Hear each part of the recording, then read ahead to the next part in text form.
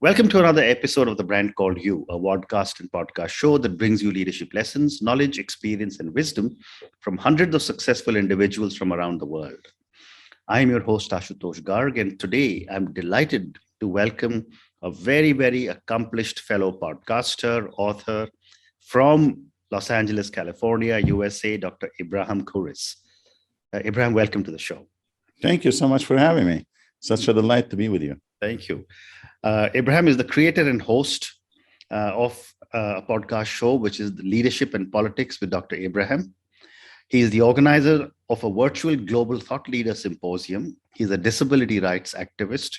He's in the top 1% people who are engaged on LinkedIn. And as all of you know, I'm partial to authors. He's an author. So, Ibrahim, let's talk first about Leadership and Politics with Dr. Ibrahim. Tell me about this venture. Well, Leadership in Politics with Dr. Ibrahim is a podcast show. It's Who's and Who, a global leadership show. I interview thought leaders in the fields, several variety of fields, for the purpose of enlightening our audience, providing a new insight, a new trend, a new emerging leadership trends. We've been probably 3 years now. This is my third year. We have interviewed over 90 people. Wow. Thought leaders. In addition, we have segment or subcategories of the show, which is the symposium came out of the show, and what is segment came out of the show. So in a nutshell, is a insightful half an hour interaction, a conversation with thought leaders, best-selling authors, where they come and project and present to the audience what they have and what they're working on. Fascinating. And what was your motivation to start a show on leadership and politics? Enlightening others. Absolutely. I mean, to bring new ideas to others. We started this a little bit before, a few months before the pandemic. And during the pandemic, we went virtual all the way. First, it was more like a personal reason. There was a personal reason why I started it. But then, as I seen it more successful, I went ahead and used my influence, and I started interviewing thought leaders in the business. Wonderful. Purpose, enlightening others. And, I'd love to understand from you, what goes into becoming a thought leader? Well, that's an excellent question. Thought leader in general, the idea is he's an insightful individual. He or she brings a new emerging trends or ideas and thoughts to the discipline he's in. Now, what comes into it to become one, you really have to work hard. You have to know what field you want to be an expert in. To study, you go through education, a lot of hard work, a lot of hours, a lot of time. You can't just say, I'm a thought leader and start assuming you're a thought leader without having something to back it up. Correct. Consider the word. I want to introduce this a new concept here with you, if it's not yet discussed.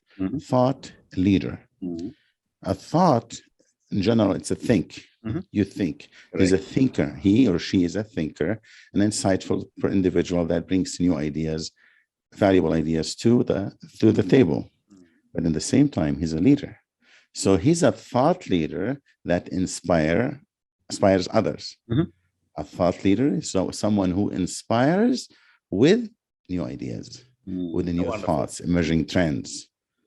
But you have to put the work for it. You cannot assume you're a thought leader and become a thought leader without putting in the work. You have to work. It's hard. It's a long term. But eventually, with time, you become the thought leader you want. And I happen to be, thanks God, in the effort, thought leader in different disciplines. You may ask me about any discipline, I may give you an answer because I'm in that position. My personality, my skills, my type, you see me a professor here, you see me a businessman there, you see me an investor in this corner, you see me on a podcast or a show or a guest or a host, you see me a moderator. I have the ability. Probably I'm not saying it's only a talent, but you also develop it. Right. Nobody's just built up. Well, at one time when I started the business, like anybody else, you don't know what you're doing. Correct. So with time, you read, you go for education, you go for licenses. You have to develop yourself, self-develop, to improve, you develop yourself with one purpose: to help others. So a thought leader is a person who thinks, who provides insight, but he's a leader whether he inspires others. Fantastic. Thank you for giving me such a detailed definition of thought and leader, and then combining the two words. This is the first time I've heard it with such clarity. Thank you. So, coming back to the podcast, Abraham, I wanted to check with you. In such a crowded world of podcasts, how does one get heard? Well, you have to distinguish yourself from others. Mm-hmm. How do you do that? Be authentic, be unique, be different. Do not follow the norms of society, of the culture you're in. At no time do I follow it. I respect it, of course, but do I follow it? I don't have to. You think outside the box. You be innovative in your own thinking, in your own practice. Be authentic. Be a person that is able to set the trend, not just follow it. See what the trend is. Is that something you like to work with? Fine. But otherwise, you set a new trend. And if you are able to do this, you will be heard. And be careful also that you set your own table. Nobody's going to give you an opportunity. Opportunity is there, but you have to create it. You knock at the door, few people will open the door for you.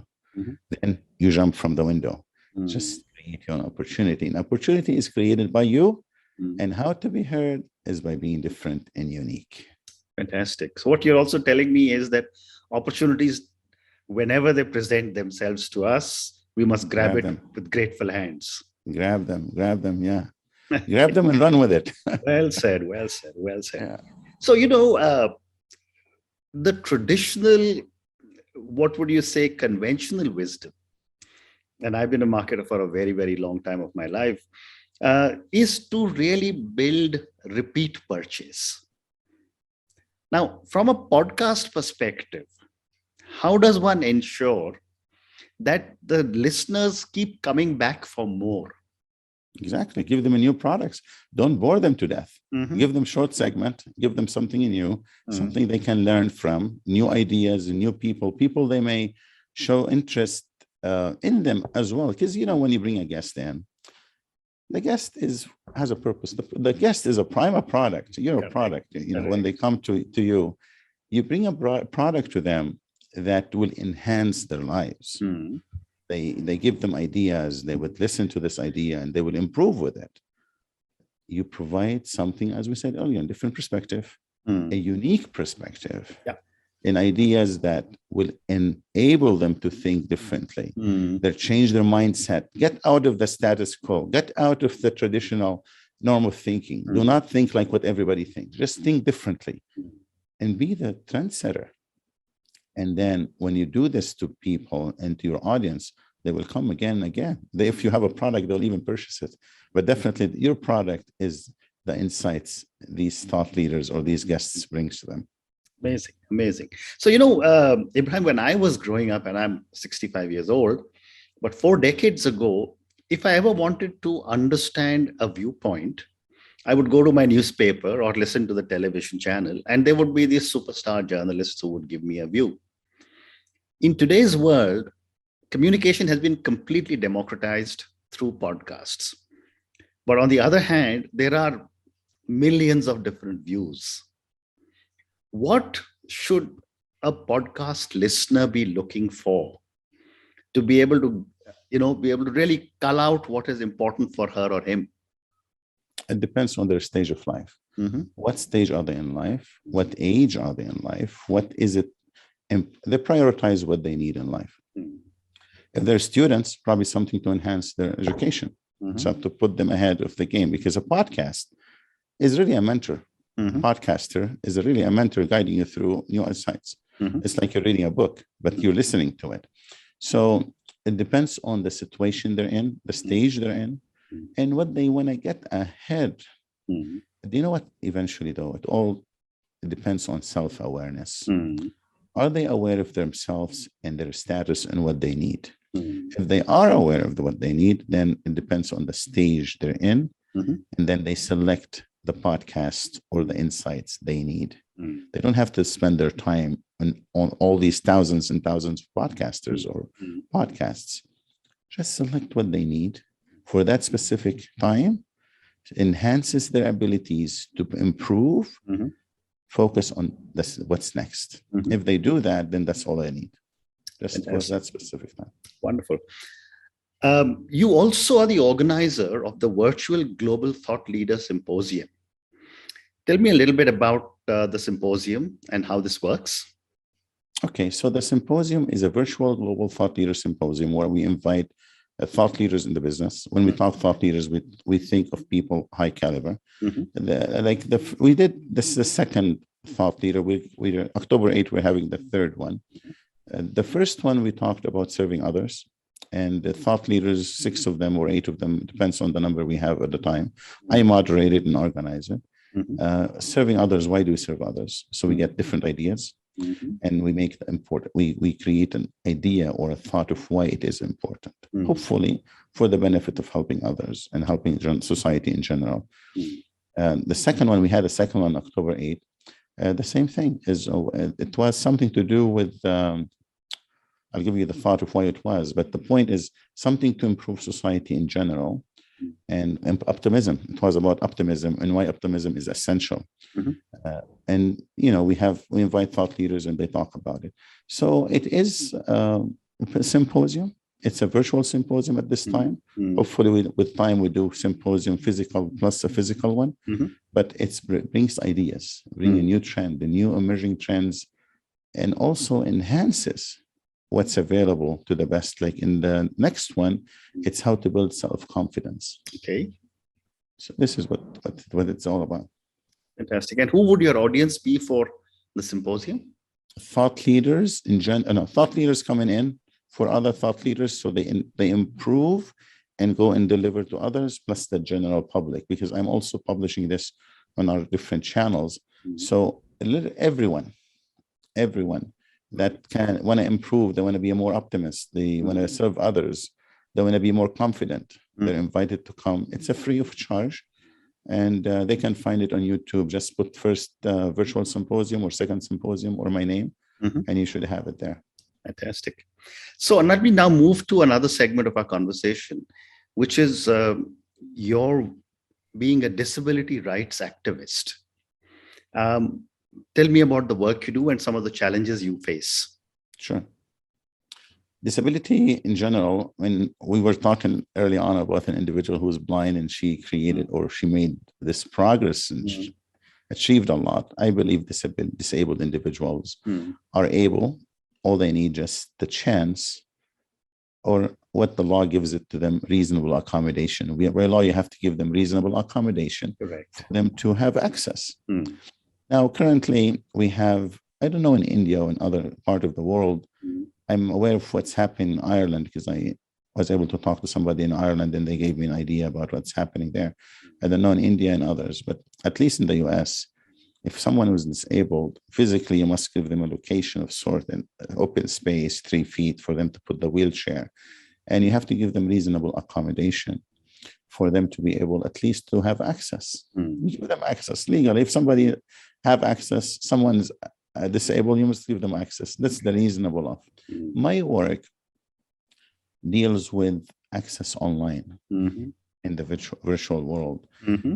So I was able to, through my research, I was able to create a model where if implemented correctly and properly, it will give individuals the ability to complete their education online through a model. It's called the learning model. So this is the primary one.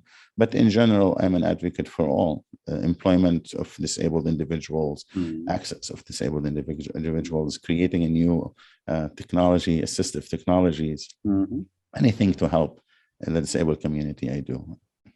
And what have been some of your challenges as you have, attempted to in the challenges are people's understanding. Are people really willing to spend the money to have the physical arrangement and adjustment to have someone disabled with them? Are they really going to allow someone who is disabled to come and hinder in their mind the progress because they need a performance? Because as you know, in the work environment, everything is objectives are based on performance. This disabled individual may not be able to because he's disabled and he needs more time. And who has time these days, right? So that's how they think. But they unknown to them if they bring disabled individual, and that will enhance the image of the corporation. That's gonna make others feel better, more human, and also give a chance to this individual to have work, to have a living, which is very important. So we kind of advocate for that. So the challenges is an understanding employer, an understanding human being within the Learning Institute. But also the funding. I'm funding most of these myself. I mean, I really seek any donation. I don't think, as long as I'm able, I don't think I'll be seeking any donation. Although with time, if I release the helm, I would probably allow the donation. But basically funding to go for more projects, and then understanding of others. Amazing. So Ibrahim, let me move on now. You're also an author. Yes. Tell me about your books. So let me see what I have. I have several of them, actually, 4 of them. Okay. First one, I'm going to talk about the one I'm doing now. Okay. The journey of the compassionate leadership. And I hope with time, if you have time, we can probably talk about the pyramid. And this is a new idea, emerging a new idea for leadership. Probably I can talk about it. If you allow me to share a few minutes from now. No, I please. can do that. Yeah, let's do that. Yeah. So the first thing, let me talk about the reasonable accommodation, which is a book 2019 that also deals about reasonable accommodation for the disabled individual. And I talk about the learning model. Emotional intelligence for leaders. This is how to be an emotionally intelligent.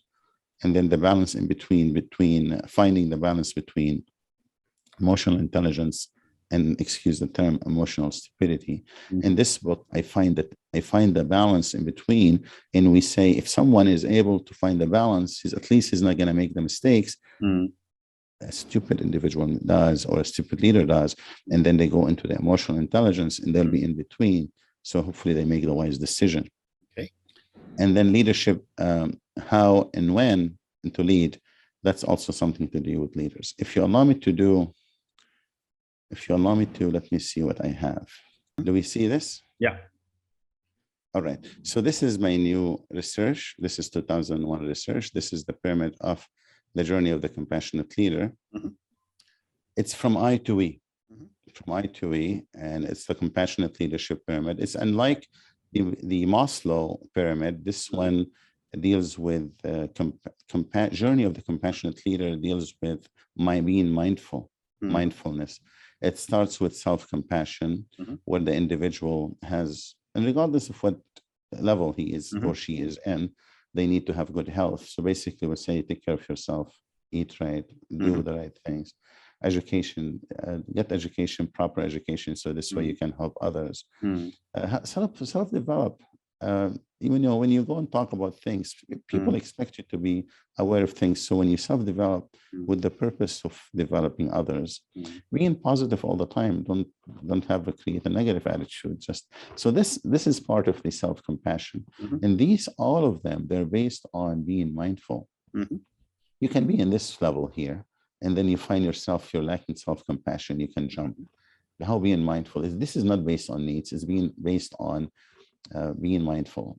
And this one, the purpose of it is a journey of a leader that wants to become compassionate, next of kin. You take care of family, you take care of spouse, children, siblings, significant others, and friends. This one, after you developed yourself and you became the best you can be, then you jump ahead and you help others, especially your next of kin. And then after you develop those two and you become ready to go to the society you're in, your neighbors, your business environment, you go and patronize businesses, you go and develop businesses, you go and help others within that environment. And then when you are within the organization, you deal with people, investors, customers, employees. And when you're a leader in this position, in this environment, you are compassionate toward all. Here you help the employee to be the best they can be. Here you bring value to the consumer and you bring value to the investor. Right. And then you jump to the community, from the organization to the community, corporate responsibility. As an organization, what can you do to the environment you're in? How can you develop it? This is a journey. This is a compassionate journey. And a leader will develop until he reaches society, become a model citizen in this society you're in, regardless of country. And here, this is served for the best of us. This individual is compassionate, authentic, individual that, or the motto or the definition of the compassionate leader is someone who serve others without receiving anything in return. This individual here, he or she. And this one, in the next edition of this, I'm going to open this one here. So it's not going to have a peak like this. It's going to be open. And the reason for this, because this is going to connect to a higher authority, spiritual of sort. This individual, when he or she is arriving at this one and he's authentic, he's spiritually guided. We're not saying religiously guided, because it could be any religion, or it could be someone with no faith, but as long as spiritually guided, authentic to serve a humanity without receiving anything in return. And he or she interacts with the higher being, whatever you call it. Wonderful.